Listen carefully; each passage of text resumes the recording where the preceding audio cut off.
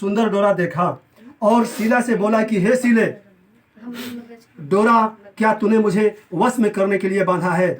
इसका कारण कहो। ऐसा सुनकर वह शीला बोली कि जिसके प्रसाद से संपूर्ण धन धान्य संपदा मनुष्य को मिलती है,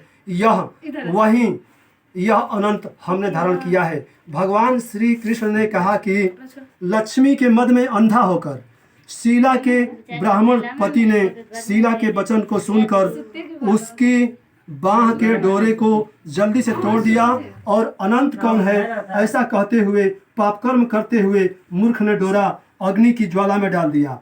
उधर शीला व्याकुल होकर हाहाकार करती हुई दौड़ी। उसने डोरे को लेकर दूध में डाल दिया। इस पाप कर्म से उसकी वह लक्ष्मी नष्ट होने लगी। गौ आदि चोर ले गए, घर में आग लग गई, सब धन नष्ट हो गया। जो जिस तरह धन आया था उसी तरह फिर चला गया।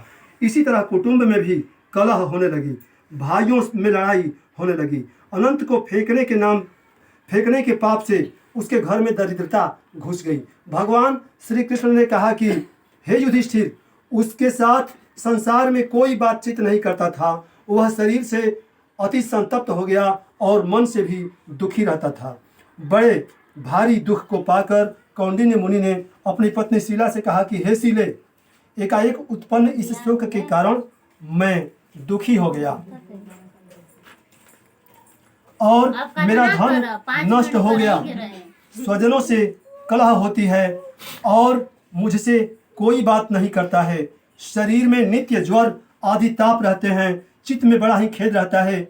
इसका क्या कारण है? तुम जानती हो तो कहो। क्या उपाय है जिससे मेरा भाग्य अच्छा हो? ऐसा सुनकर शील ही है आभूषण जिसका, ऐसे सुंदर स्वभाव वाली शीला पति से बोली कि अनंत फेंकने के पाप कर्म से यह सब हुआ है। हे महाभाग, उसके लिए उपाय करें, तब फिर सब ठीक हो जाएगा। ऐसा उसके कहने से ब्राह्मण मन से हरि भगवान की शरण में गया। उसके अनंतर वह कौंडिन्य मुनि खेद को प्राप्त हो वन को गए।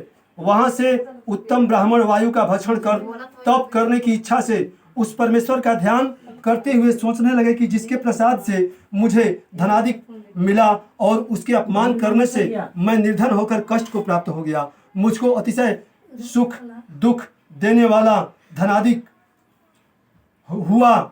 ऐसा चिंतन करते हुए गहन वन में घूमने लगे। वहीं पर फल फूला एक आम्र का वृक्ष देखा। वह ऐसा था जिस पर एक भी पक्षी नहीं थे और करोड़ों कीड़े थे। उसने आम के वृक्ष से पूछा कि कहीं अनंत भगवान को देखा हो तो हे सौम्य कहो, मेरे चित्त में अतिशय दुख है। यह सुन कर वह आम का वृक्ष बोला कि हे ब्राह्मण, मैंने अनंत भगवान को नहीं देखा है। यह सुनकर वह दुखी होकर चल दिया और अनंत भगवान को कहाँ देखेंगे ऐसा विचार करता हुआ घूमने लगा। इतने में बछड़े सहित गौ को देखा जो वन के मध्य में इधर उधर दौड़ रही थी। भगवान श्री कृष्ण ने कहा कि हे पांडव, वह ब्राह्मण गौ से बोला कि तुमने अनंत भगवान को देखा हो तो बताओ। इसके बाद गौ बोली कि हे कौंडिन्य, मैं अनंत भगवान को नहीं जानती हूँ। उसके बाद आगे जाकर पास घास पर बैठे हुए वृषभ को देखकर उससे पूछा कि हे गोपति, तुमने अनंत भगवान को देखा है? बैल बोला कि मैंने अनंत भगवान को नहीं देखा है। इसके बाद आगे जाकर बड़ी सुंदरी दो पुष्करिणी को देखा। उन बावलियों का जल उसमें से उसमें आता जाता हुआ अनेक प्रकार का कल्लोल करता हुआ कमल, कल्हार, कुमुदिनी आदि के पत्तों से युक्त होकर शोभायमान हो रहा है। भ्रमर, हंस, चकोर, बगुलादि पक्षियों से सेवित उस वापी को देखकर ब्राह्मण ने उन दोनों पुष्करिणियों से पूछा कि तुम लोगों ने अनंत भगवान को कहीं देखा है? यह सुनकर दोनों पुष्करिणी बोली कि हे द्विज, हमने अनंत भगवान को नहीं देखा। आगे जाकर उसी तरह एक हाथी और एक गदर्भ देखा। उन दोनों में से भी ब्राह्मण ने पूछा कि क्या आप लोगों ने कहीं अनंत भगवान को देखा है? ऐसा पूछकर ब्राह्मण निराश हो उसी जगह बैठ गया। हे राजन, वह कौंडिन्य जीवन से निराश हो बड़ा विकल होता हुआ बहुत गर्म ऊर्ध्व श्वास लेकर भूमि पर गिर पड़ा। फिर वह ब्राह्मण होश में आकर, हे अनंत, ऐसा कहते कहते उठकर चित्त में वह निश्चय करता हुआ, अब मैं जरूर प्राण त्याग दूंगा।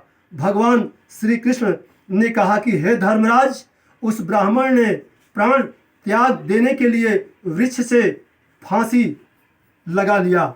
उसी समय दयार्द्र हृदय अनंत भगवान भी प्रत्यक्ष हो वृद्ध ब्राह्मण का रूप धारण कर बोले कि यहाँ आओ। यह कहकर उस कौंडिन्य का हाथ पकड़कर गुफा में ले गए। उस गुफा में कौंडिन्य मुनि ने एक नगर देखा जिससे बड़े ही स्वरूपवान स्त्री पुरुष विद्यमान थे और शुभदायक दिव्य सिंहासन पर भगवान बैठे थे, जिनके अगल बगल शंख चक्र गदा पद्म और गरुड़ शोभायमान हो रहे थे। कौस्तुभ मणि धारण किए, वनमाल आदि अनेक प्रकार के आभूषण धारण किए हुए विश्व